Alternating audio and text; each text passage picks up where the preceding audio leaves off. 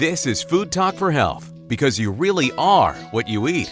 Here is your host, Tonya King. On Food Talk for Health, we talk about food as medicine, nutrition, holistic health and wellness, and a lot more. And each week, my guests share their knowledge and passion for what they do, and I'm happy to be able to share it. Joining me today is Meenal LeLe, founder and CEO of Lil Mixins. Thanks for joining me today, Meenal. Yeah, thank you so much for having me. Tell me about Lil Mixins. Yeah, thanks. We're the leading provider of solutions for early allergen introduction. Early allergen introduction is basically the practice of feeding babies all of the common allergens, which has been proven to reduce the risk that they'll develop food allergies. And all of these common allergens are not infant safe, and they don't come, they're not readily available, really. So we make all those products or all those proteins into pre-measured serving sizes. It makes it just really simple for a parent to make sure they're getting the right quantity, the right proteins, and at the right time frame for their child's diet. And this, again, has been shown to reduce the risk of those children developing food allergies by, 80% or more, 80-90%. So what brought you to this point? Did you have to deal with allergies with your own kids? Yeah. So my older son, he developed a whole bunch of food allergies, and it was really frustrating because at the time, the advice for families was to avoid milk until age 1, eggs until age 2, and nuts until age 3. He would not really have been considered a high-risk child in any meaningful sense of that word. And yet when we started introducing those foods, actually, we thought, well, maybe around age 1, we'll give him some of this stuff. And he started reacting to one thing. And once you start developing food allergies, it tends to become a snowball effect, like a rolling snowball. And he ended up being allergic to, a whole bunch of different things. And it was really frustrating because he was exactly the kind of kid that if we had gotten it into his diet early and regularly, there's a really, really strong chance he just wouldn't have those diseases today. And these are chronic. It's a chronic illness. There's no cure. You have it for the rest of your life. And a really simple intervention would have prevented it. It's really important to understand food allergies, again, are a preventable disease. So it's not a disease a child has, it's a disease develops. And that's a really important distinction because when I want to be clear, when you're introducing these foods into a baby's diet, starting between 4 and 6 months old, you're not trying to figure out if the kid has allergies. Right. Nobody is born with food allergies. It is an immune dysfunction that sets in specifically because you're not eating those allergens. And when you aren't being given those foods as a regular part of your diet, your immune system is much more likely to make the mistake that this is something I should be allergic to. And so if you don't introduce those foods, that's how the child develops the food allergy, right? And so you don't want to have them develop the allergy and then have a reaction later in life after age 1, after age 2. Blows my mind that no one has figured this out before. Well, science takes its time. They did figure it out. I mean, the rate of food allergies really started increasing in the 90s, and they took, what we might call like a precautionary principle and said, well, if food allergy is or an allergic reaction, I should say, is something that can happen, well, let's avoid that situation, right? Let's not put a parent or a child in that situation. But it turned out to really exacerbate the problem. And the fewer children who were eating these foods, like we did throughout history, as part of the infant diet, the more that developed the allergy. The more that developed the allergy, the more it seemed reasonable to take this kind of precautionary principle and say, let's avoid these foods in infancy. But again, it was the exact wrong thing to do. And it was really in 2005 that doctors started realizing that they could change something, or that something was amiss here. And, but it took a while. And unfortunately, my son, his first ER visit was basically a week before the landmark study published in the New England Journal of Medicine showing that food allergies are preventable. So we just missed it. If he were born 6 months later, we probably would have known that you could prevent food allergy and we would have gotten it in his diet and he might be in a totally different place today. Tell me about Little Mixins. So like I said, it's really just the proteins in an Just infant safe form, right? So nuts, walnuts, you can't feed a baby a walnut, you can't feed them a cashew. The key to the science is that they have to eat it regularly. They have to eat it every twice a week or so, or once or twice a week, and they have to eat 2 grams of the protein in a sitting, and they have to do that, every weekish for the rest for the through age 1, and that is not easy to do, right? There's a plenty of other things you have to do as a parent, and because infant baby food, standard infant food doesn't include any of these allergens, you would have to go out of your way to take the nuts, turn them into a paste or puree them or do some other things to make sure you're getting enough into the baby's diet. And you have to do it with each of the foods individually, which just makes no sense. And so we can kind of turn it into an easy to use form that's like already ready to go. And then the parent doesn't have to do anything other than use them. it makes it a lot easier on the parents for sure. Absolutely, right. Time is a real cost. We don't tend to factor this in.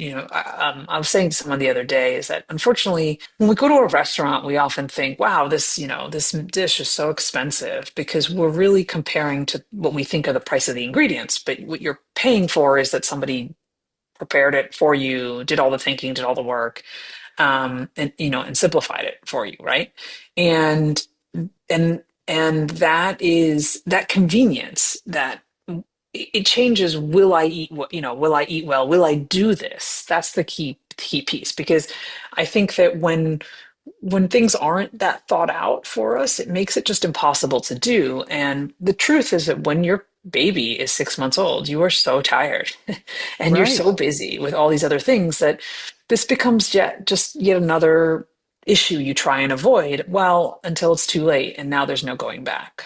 What is it that we need to keep making these different breakthrough discoveries to help young parents? I don't think this is an issue of nutrition, really. This is it's an immune dysfunction again. And the broader environment is such that everyone knows, right? This has been the discussion everywhere, that there's this dramatic increase in the rate of chronic disease, and all chronic disease, or not, I shouldn't say all, but a huge percentage of chronic disease, as we all understand, is linked to our diets.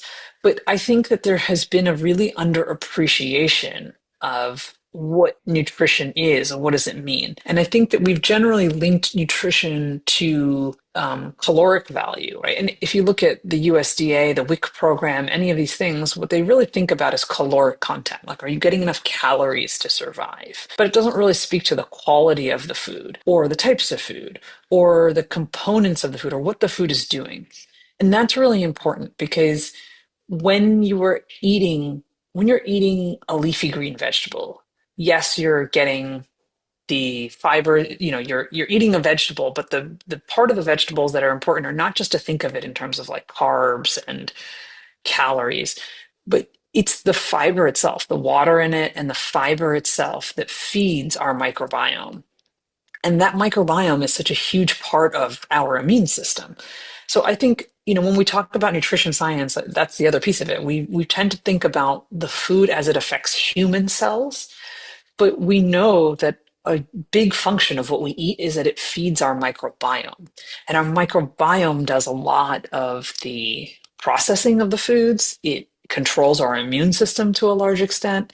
The changes in our microbiome are really the driver of cancers, of many, like whether or not we get infections, whether or not we're able to get pregnant, all sorts of things, right? So when you talk about nutrition science, I would say that that's been a biggest piece of it, is that we haven't really grappled with the fact that we are not just us, we are ourselves and our microbiomes. And that when we think about nutrition, we really need to think about how the food we eat affects both of those layers. A lot of times we think about our gut microbiome for adults. We don't often Yes. think about it for infants. And that's a shame, because the infant Yeah, microbiome is it's fascinating, because if you think about an infant under the age of 1, their diet is primarily breast milk or formula, right, right? They do start eating solid foods after 6 months, but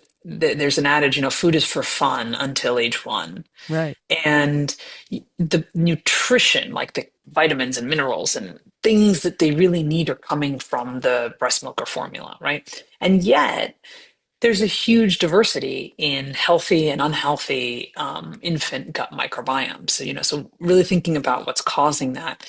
And so it's not, again, so it's not just our nutrition, right? It's something else about our external influences because the baby isn't doing that much. Um, we can't blame necessarily the baby's sleep or whether or not the baby woke up and got sun or whether the baby's working out enough, right? Right, The babies don't do right, any of these things. right. They don't have alcohol in their diet, so that's not the issue, right? Right. Like it's such a controlled experiment, and yet you still get these various outcomes, which means sure we can do a lot with the nutrition, but we also need to be thinking about, I mean, there's clearly some other implications of whether it's chemicals in our environment, pesticides. I'm just naming things people have pointed out, Sure, sure. detergents, surfactants, things like this. But we don't really know which ones are which things are driving everything off the walls. Our environment plays a big part in things as well. Yeah, absolutely. Absolutely. Do you think it changes after age 1? Food allergies in like childhood onset food allergies to a large extent, like I said, are they're an immune dysfunction that sets in by age 1. And the reason for that is that the immune system, the easiest analogy for me to think about is the way that a baby's brain develops between the ages of, birth and 3 years. And we kind of broadly know that certain areas of development happen in certain windows, right? And so with brain development, and you see like most babies acquire language in a certain window, or they, I don't know, the sense of self or any other Right, things, right? So right. brain development kind of happens in these stages. And immune development is really, really similar. The immune system is kind of like a second brain that your body has, and it very similarly develops in these specific stages and windows. So the immune system development around food allergy tends to happen for most children between the ages of 6 months and 10 months.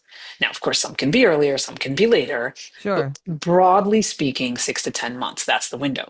So if you make it to age 1 without allergies, if at age 1 you do not have most of these food allergies, it's highly unlikely you're going to develop them in childhood. Um, but if you, that's generally the window, and that's kind of why this early allergen introduction, why it's done between the ages of, you want to start slightly before 6 months and kind of keep going slightly, past 10 months to cover that diversity of each child's development. But at the same time, that's the window in which it'll happen.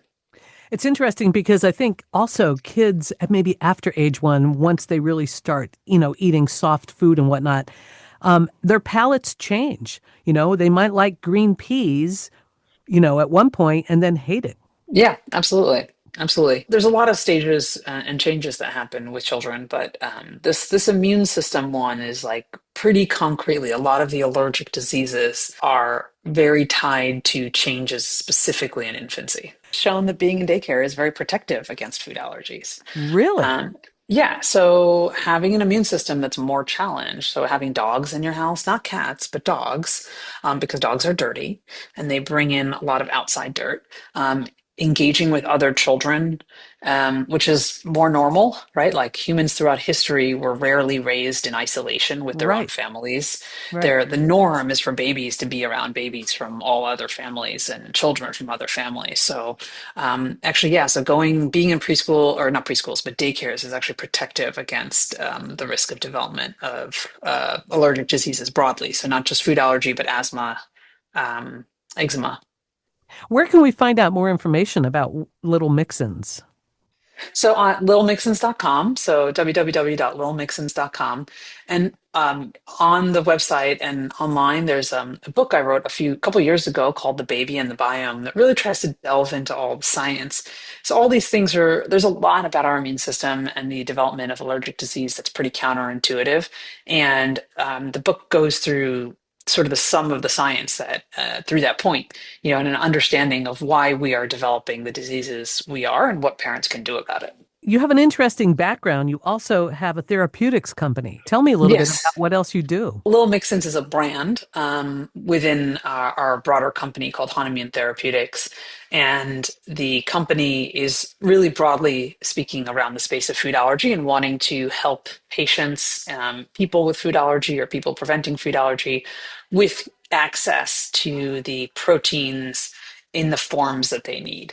And so for various use cases, for people, whether you're trying to feed a baby and trying to do early allergen introduction, or maybe you are you are tolerant to a specific amount. So maybe you're tolerant to zero point 0.1 milligrams of a protein. And at any stage, if you have an allergy, a food allergy, eating that allergen regularly in the amount you can tolerate is better than not.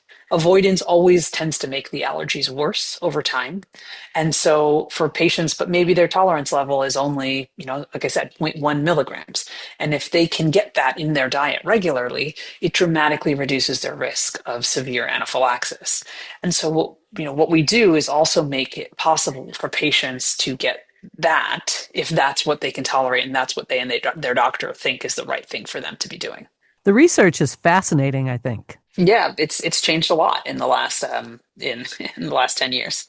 We're talking with Meenal LeLe, the CEO and founder of, is it Hanimune? Is that how you say it? Hanimune Therapeutics. Hanimune Therapeutics, yep. Lil Mixins is the product that your company produces. Yes, that's correct. It's one of the product lines our company produces. Very fascinating stuff. I think you're a very interesting woman, and I really admire what you're doing. And, it's such a help to so many young parents to learn more about how important it is to keep their baby's immune system up. Absolutely. I mean, I think that I can speak personally, having food allergy, we all eat 3 times a day or more, and it's fascinating once it becomes a problem. It's like if you don't think about how uneven a walking surface is until suddenly you're in a wheelchair, right? Right. And until you're pushing a stroller or something else, and suddenly you realize how many cars are blocking sidewalks. And once you are dealing in your family with food allergy, it suddenly becomes apparent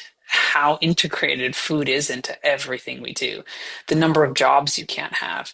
You can't serve in the military if you have a food allergy. Wow. There's so many career paths that are cut off to people.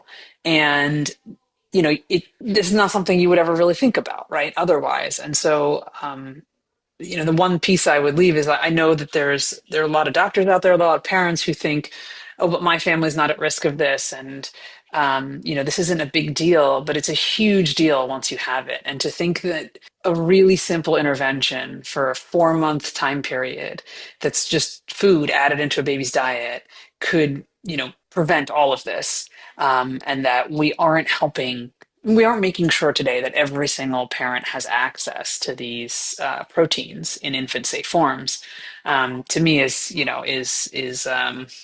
short-sighted at least. Have you seen results? Absolutely, actually. So a big study was published just last month that showed that since the guidelines changed and since more parents, the numbers are closer to about 20% of parents are starting to do early allergen introduction, especially for peanut.